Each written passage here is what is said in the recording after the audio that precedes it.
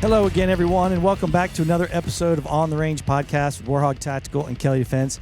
I am Mark Kelley from KelleyDefense.com, and joined with me, as always, is my co-host and friend, Rick Hogg from Warhog.com. How's it going, buddy? Man, Mark, going great. Just want to thank you, the viewer listener, for giving us your most precious commodity, your time to tune in. We've got a great guest today. We've got Tony from OA Defense. So, Tony, you brought some samples over? Of course, man. So just tell the viewers a little bit about you, and then we'll jump right into OA Defense. So I'm a retired Army guy, just a regular infantry dude. I have had a really interesting journey. Obviously make the transition pretty easy, and you're either teaching shooting or being a part of the gun industry is a pretty easy transition. So I was fortunate enough to work in a couple different places. I got involved in competitive shooting in my military time, and then as I transitioned out, so it was an easy path for me to go into the firearms industry.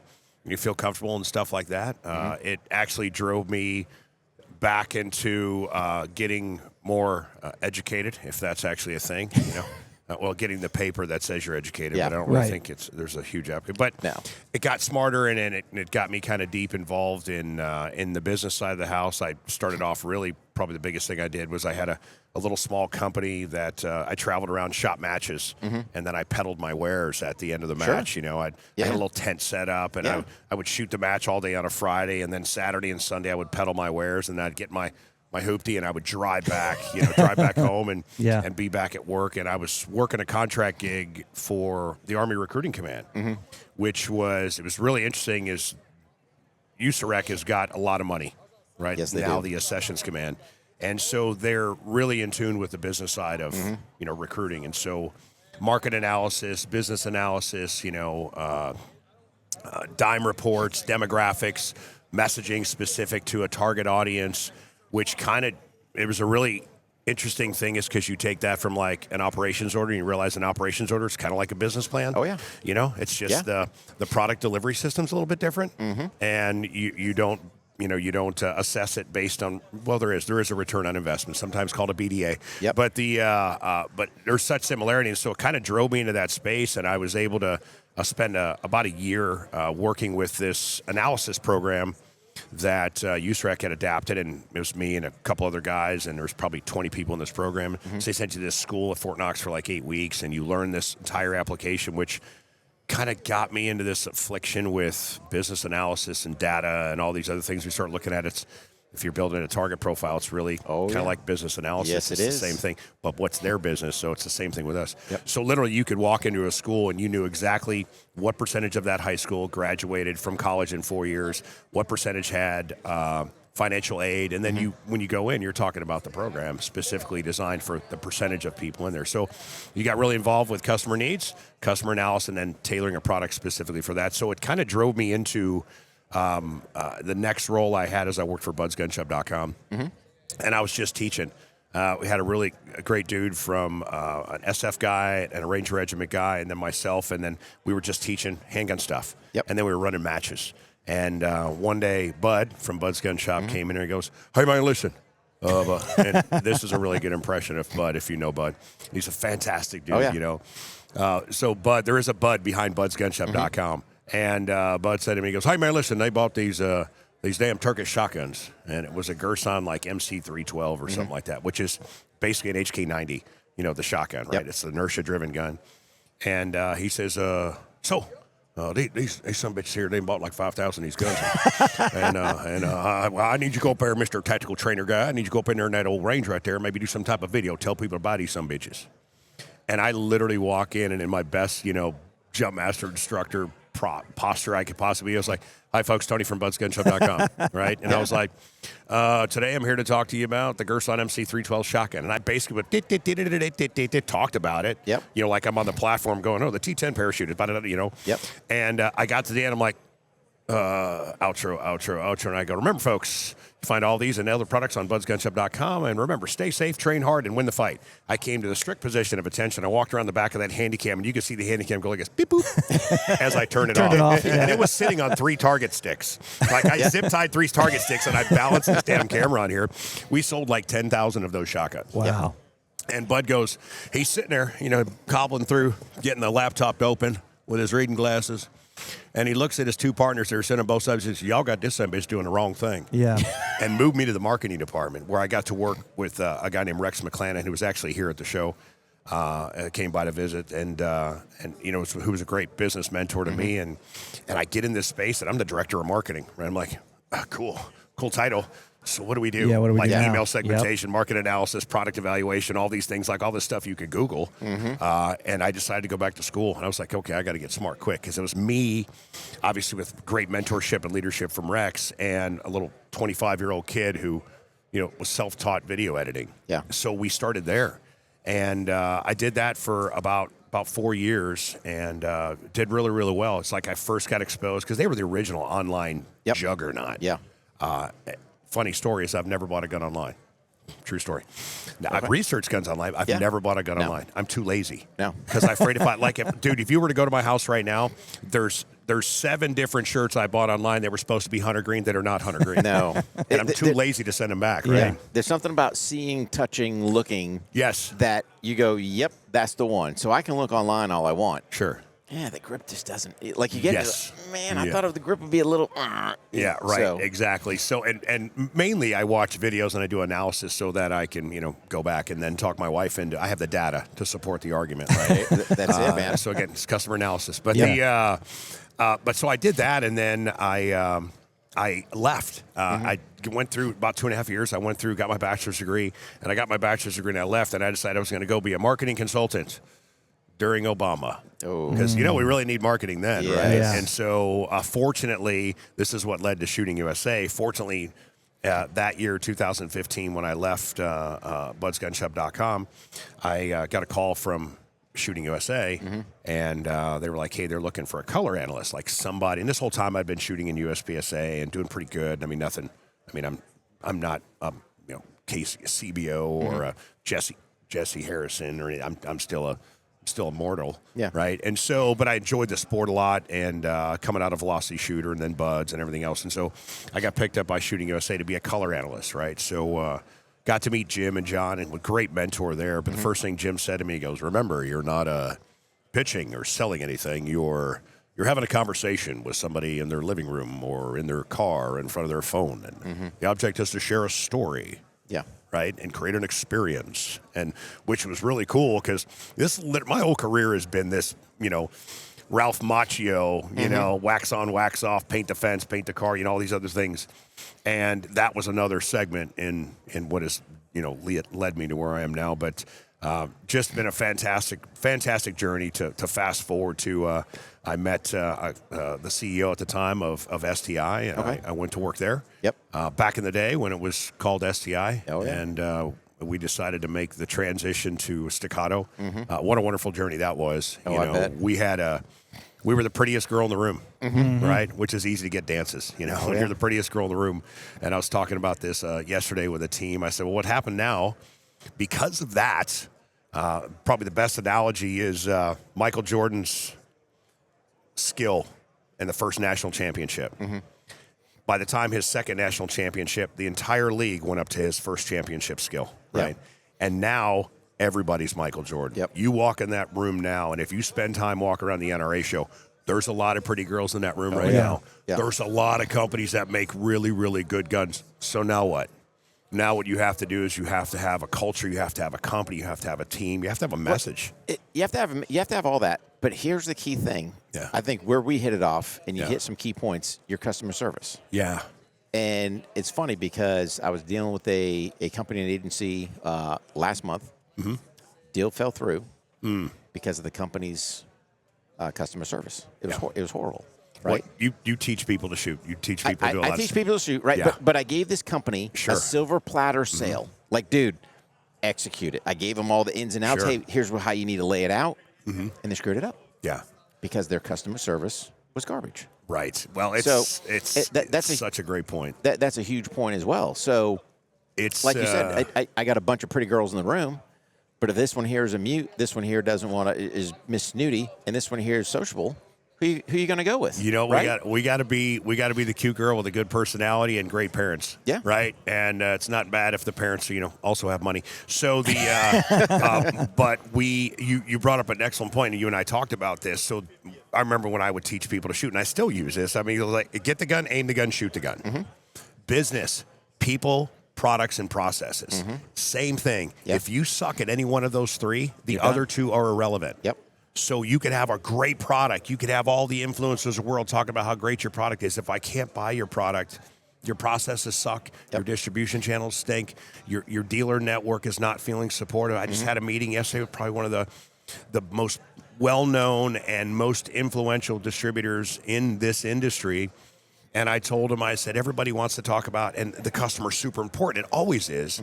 But there's also other customers. Dealers are important. Distributors are important. Yeah. And you have to be in tune with each one of those channels, or else you're going to think from the macro level and you're going to forget the micro execution. And if that path is disconnected, guess what? The flow of power, the flow of impact, the flow of influence, the flow of products is not going to be, customers talk to 3 or 4 of their friends every single day. Now social media is giving them 3 or 4 of their fake friends every day. And but dealers and distributors talk to hundreds of people every day. And the first thing you walk in and they're like, oh yeah, so-and-so Bob's bazookas, man, what a jerk. He sent us 3 bazookas that didn't even work. And now all of a sudden you're that guy. And they do that every single day, 7 days a week. And when that happens, it's hard to recover. It's super hard to recover. When I was a consultant, I would tell businesses, I said, listen, man, my job is to get people to your restaurant. But if the food sucks, it's going to be harder to get them there the second time. So it's with that in mind, when I came to the company in November, and Chris, it's so fortunate to walk into an environment where, and this is what I love about OA, is we don't have it's not a bunch of industry guys. But it is a bunch of industry guys in the industry of leadership, in the industry of management, in the industry of people. I can get plenty of product experts, but you cannot find a ton of people experts and guys that have led very, very strong personalities with very, very deliberate attitudes and actions and skill sets, and you get them to create this amazing harmony, which is invaluable. You can't. That's not at Harvard Business School, right? No. No offense to any of the Harvard people. Right? No, I mean that's just experience. But you also brought some great products over. We did, man. Yeah, we did. And this is leading into this is that is I told the team, I said, hey man, I said we don't have to be the prettiest girl in the room, but we have to be pretty enough to be in the room, and that's what we've done. We've created a really, really good gun. And I said this all week. We make a really good gun. We have a great company. We have a great culture. Even our messaging. Like, we're not, tactical prowess or in battle, you can count on us, or like above the rest. We're serve something greater. What does that mean? Well, you're right. What does it mean? What does it mean to you? What does it mean to you? Exactly. What does it mean to you? Because it means something to everybody else. Is it winning a match? Is it taking your kid out and have them be able to shoot a piece of steel? Is it defending your family, your home, your teammates, your community? But one of the things about this being a faith-based company and what I consider to be a kingdom corporation, a corporation that represents the kingdom, is that the way we worship is through our work. We want to make sure that every day, and this is where the connection to your background and our leadership team's background is, we're professionals. We're always going to do the best we can to produce a fantastic product, and yet we're humble enough to know that we're not perfect. We're going to make mistakes. We're going to make mistakes in the open. And if we're wrong, in the pursuit of that perfection, we're obviously going to, probably get really close to excellent or really, really good. Is if we make a mistake, we own it. We go, yeah man, right, no problem. We got it. Let's take feedback from the customers. One of the things Rex said to me when I was working for him, we were sitting around, you put enough Army guys in a room or any service guys in a room, we're going to have products. So we should put a bayonet on the end, and on the bayonet, there's going to be a grenade launcher. And the grenade launcher is going to shoot lasers. And then the gun, you just don't even have to shoot it. There's an app, right? We got idea fairies coming out of our ears. And I remember Rex said to us, we're all sitting around with all these dumb ideas, and Rex leans across, and he's not a gun guy. And he goes, hey, I got an idea. Why don't we figure out what the customers use? Well, we're going to be a bunch of broke son bitches with a really cool gun collection. Of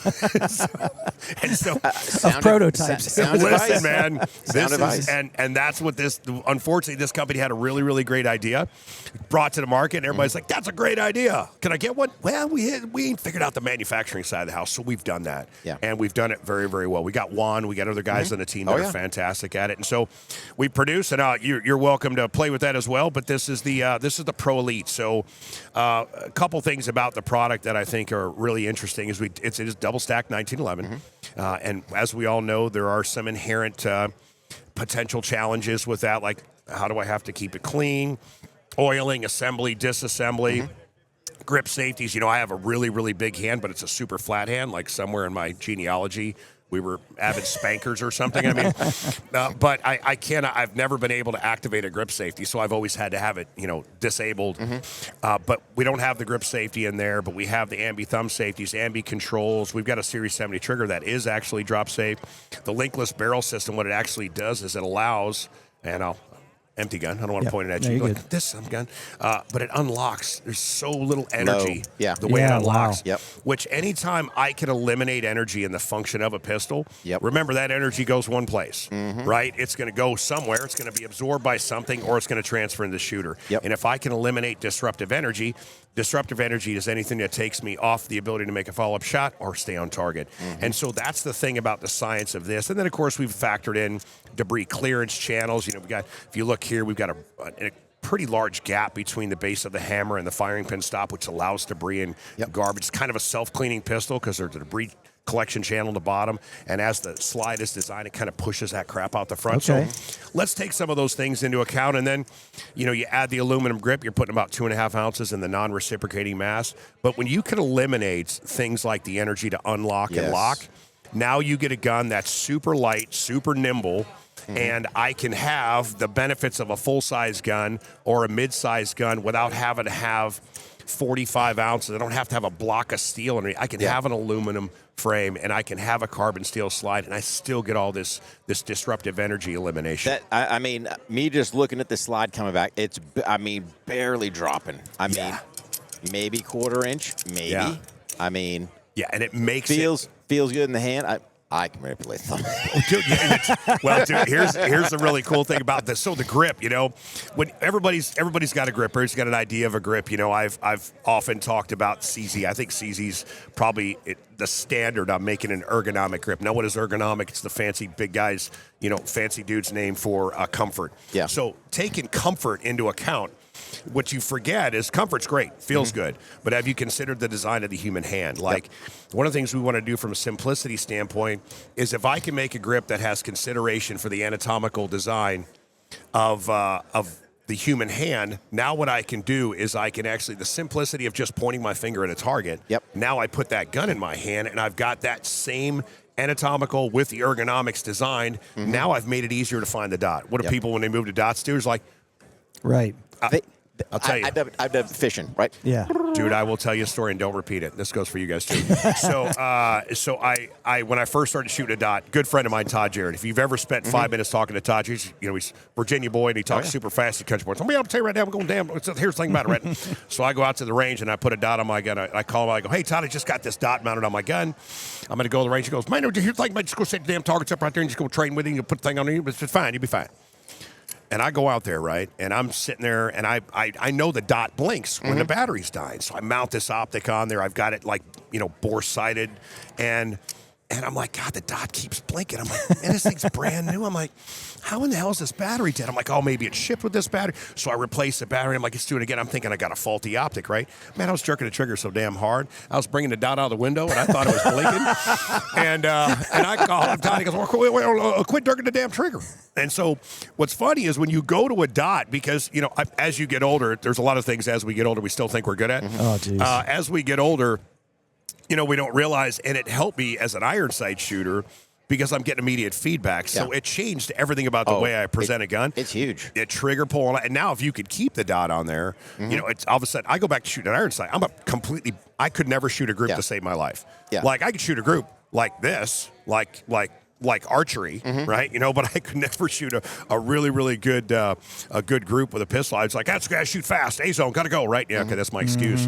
But it helped me do better with that. And so I joke with people. I said I'm like a brand new, you know, born again dot Christian. Like I found dot Jesus. Right, you know, and I'm like, I've walked in darkness for years, and finally they showed me the lights of the dot, and but it's the dot plays so much of a role in my opinion.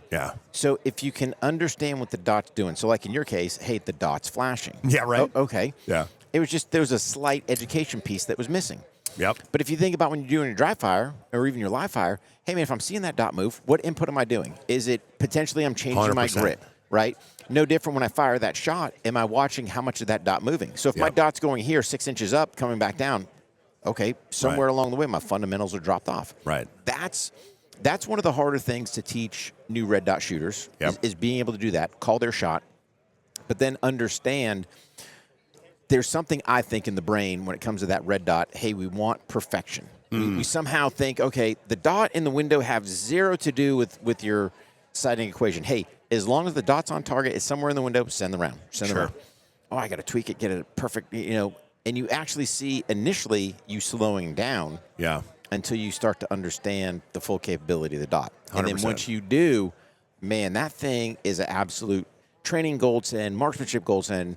I mean, you just got to understand just what it's doing. It's all data. It's all data. That's one of the things I think I've learned most about being in business is I'm an Italian, so it's very easy for me to be emotional. Yeah.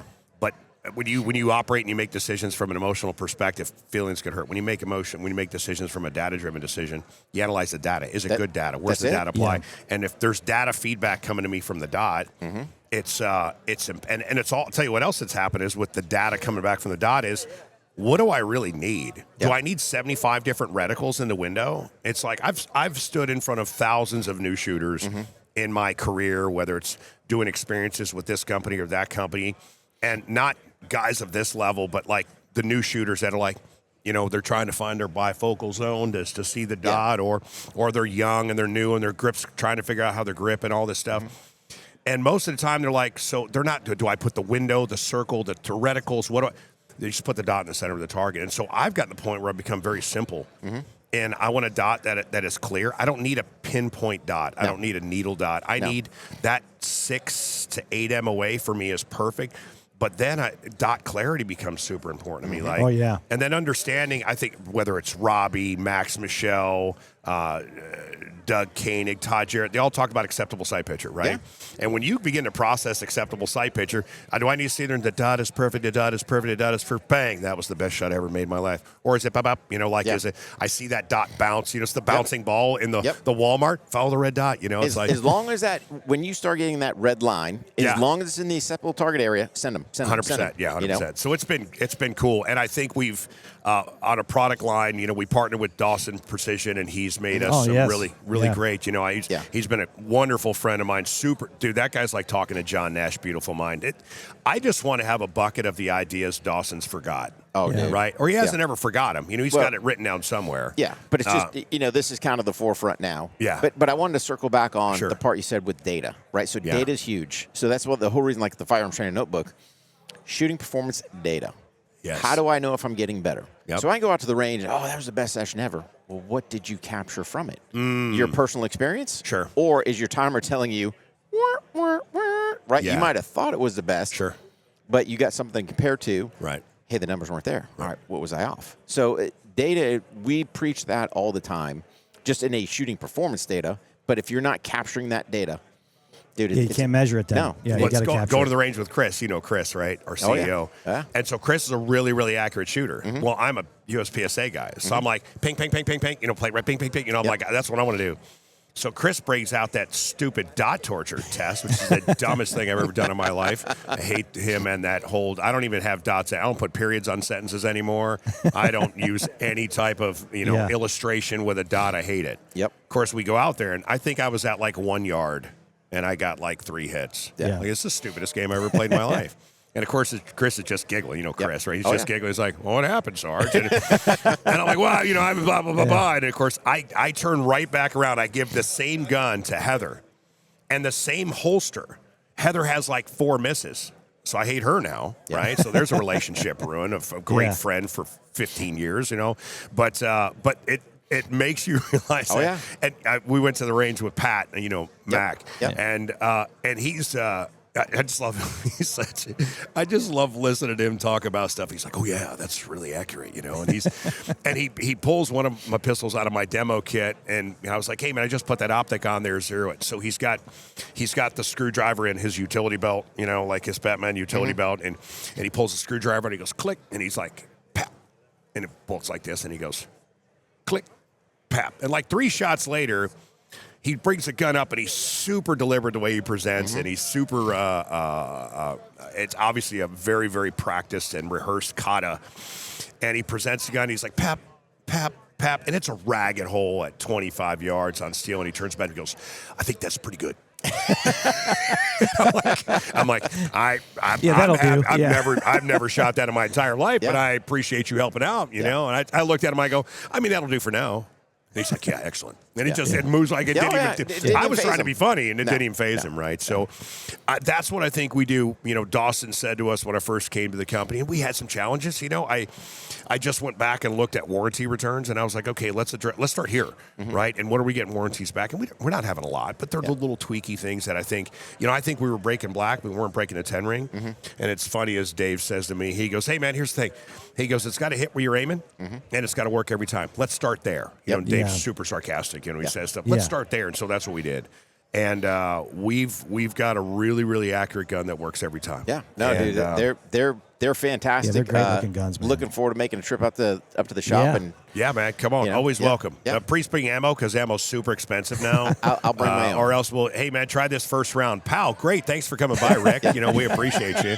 It's good seeing you, buddy. You know, let's take a few selfies, right? The ammo's now it's like $12 a round for 9mm. Unless you're in in Ukraine, then it's relatively cheap. Yeah. Just pick up the scraps off the ground. Exactly. But anyway, very, very cool, man. Yeah. So where can people find out more about OA? So oadefense.com. We just kind of did a reskin of our website. We've got some great new team members that are and what's really neat is when you look at our website, it's all about our story. You know, you have to get down to the bottom of the page to start talking about products, and that's the way we want it. Yeah. We want you to understand, hey, man, we got a good gun. Yeah. Got it. We got a good gun. Yeah. Great. But let's talk about the journey. And that's one of the things that's so cool about the company, too. It hasn't been an easy journey, but let's back up to any major car manufacturer, any major athlete, you know, how they started. Nobody stepped into being a world champion. Nobody stepped into being a Super Bowl champion or an F1 racing champion or a world champion shooter. This path, like you follow these guys who are like out on the range with their dad. Pow, miss, pow, miss, pow, miss, pow, ting, right? Yeah. It's that journey. We've had that journey, and we're continuing on that journey, which I think will make our story so easy to connect with. Absolutely. Yeah, Tony, I got one last question for you. So, as a veteran, one piece of advice for that transitioning service member, what would you give them? Gosh, man, one piece of advice. There's so many things. There's so many things that I would think about is, first thing, when you're going to transition, when the military service stops being fun, get out. Okay. That's what I did. When it stopped being fun, get out. Yep. And then I guess the thing for me is don't be the secondhand Lions guy. You know what I mean? Yeah. I've led thousands of men, right? I know for me, I spent a long time. I didn't go back and get my bachelor's degree until I was 40-something. I got my MBA 2 years ago. I'm 57. Don't be afraid of getting educated. Don't be afraid of spending time on LinkedIn learning. We did it our whole career. Yeah. When we wanted to learn something new, we went back and did analysis and we practiced. This includes, and another thing is, do not think that, sorry to add more to this, what you have done in your military career is 100% applicable to the business world. Don't let anybody tell you, I don't care if you're the basic, and I'm a guy, straight out, you may not know that, I didn't even graduate high school. I couldn't get in the infantry the first time I went to MEPS. I had to go twice to get infantry. What does that tell you, right? Like, literally, dude, I came back like the cannon fire direction specialist, and I looked at my recruiter. He goes, what's your problem? And I go, man, I couldn't even get infantry. He goes, and this is a paper contract in 87, right? And he goes, let me make a phone call. Because I was a non-grad, right? Yeah. And the Army had a program at the time where you could go in, you could go to your first duty assignment. I went to Berlin when the wall was still up. You go to your first duty assignment, you spend the first 3 months in school getting your high school diploma. Yeah. Oh, no kidding. And it was really like that. Yeah. So he was like, hey, man, I was going to have to be a fifth-year senior. I had colon surgery, and so it was a weird thing. I missed a bunch of school. And so I did this. And but I share that story because when parents are like, I just don't want Bobby to go into infantry. And I'm like, I couldn't even qualify for that, right? Fast forward to 57 years old, and, here I am. I don't know if I'm better, but I'm different. Yeah. But don't Don't be intimidated when you walk in a room with a bunch of guys with fancy school degrees. Right. Because after 5 minutes, you're going to realize you're the smartest guy in the room. Yep. Yeah. Because they are not making decisions. They have potential, not performance. You have 10, 15, 20 years of performance making decisions based on very, very small amounts of data, but you find the impactful data and you make strategic decisions. And here's the thing about it. If your decision fails, people die. Yeah. Yeah. Nobody out there, of course, maybe the medical career field, but these guys who, hey, we didn't sell as many as we thought. Well, here's the difference, man. Is you are a pivotal leader. You're a pivotal decision maker. Do not be intimidated by that, and you'll find it. I know you found it. I found it. You sit in a room with a bunch of guys with a bunch of really, really cool degrees, and you go, these are the dumbest people I've ever met in my life, right? Like, sure, you got a report. How do we get to the report? How do we connect with the people? So that's what I would stress people. Number one, keep your confidence, but also don't be afraid to get educated. Yeah. Don't be afraid to go back and open a book, for God's sakes, right? Not just Google it, right? Yeah. Go back and open a book. It's good for your brain. Yes, it is. It is. helps you. I like to be in the room and go, I've made a lot of decisions in other parts of my life, but now I got the paper too. What's up? What do you got now? You want to fight? That's all we got left, right? So, that's probably my advice. Awesome, Tony. Yeah, man. Greatly Thank you, appreciate it, sir. bud. Yeah, appreciate for it. all you viewers and listeners, make sure you go to ontheRangePodcast.com. You can check out this video and others. But don't forget, Rick, if you join the crew get the show to continue on the crew members page after the show. And for the rest of you guys, don't forget, train hard, stay safe, and we'll see you on the range. Awesome. I have a patent on that. That's $12. Do you have on the range? Son of a... I'll split it with you, $6.50. See how I did that math?